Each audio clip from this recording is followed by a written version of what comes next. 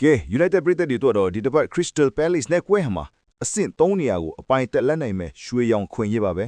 ဒါကမဲ့တခုတော့ရှိတာပေါ့ Palace က United ကိုအမြဲတမ်းဒုက္ခပေးလိရှိတဲ့အသင်းဆိုတာကိုတော့လုံးဝမမေ့သင့်ပါဘူး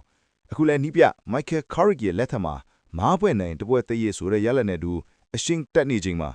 ယာတော့ကနေပြုတ်လို့နေဖိနေတဲ့နီးပြ Glasner ရဲ့ Palace ကိုအိမ်ကွင်းမှာဧကန်ရမှာပါ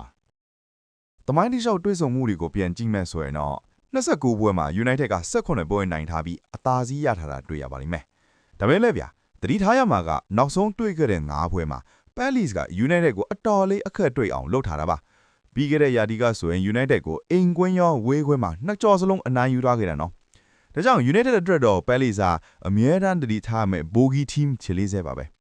။အသင်းသတင်းတွေကိုကြည့်အောင်ပါ။မန်ယူအသင်းဘက်မှာတော့ခန်စစ်ပန်းကဒလက်နဲ့မာတီနက်စ်တို့ဒဏ်ရာကြောင့်ပါဝင်နိုင်မှုမတေချာသေးပါဘူး။သတင်းကောင်းကတော့ကွင်းလေလူမေးစစ်မောင်ပြန်လာဖို့နီးစပ်နေတာပါပဲ။တိုက်စစ်မှာတော့အားလုံးမျှော်လင့်နေကြတဲ့ Benjamin Sesko ပဲပွဲထွက်လာဖို့များနေပါတယ်။ Palace ဘက်မှာတော့အကြီးကစားသမားတွေဖြစ်တဲ့ Easy နဲ့ Matilda တို့ရဲ့ခြေစွမ်းပေါ်မှာပဲအများကြီးမူတည်နေပါမှာ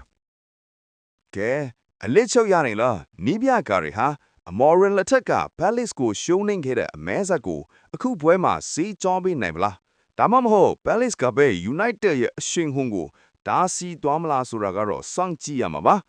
ကျွန်တော်ရဲ့ခံမှန်းချက်အရတော့လက်ရှိကာရီရဲ့နီးဖြူဟာပိုင်းတည်ငြိမ်မှုနဲ့ဆိုရင် United က2ဂိုးကူးမရှိဒါမှမဟုတ်2ဂိုး1ဂိုးနဲ့နိုင်ရသွားမယ်လို့ထင်ပါတယ်ပရိသတ်ကြီးကတော့ဘယ်လိုထင်ပါလဲဗျာ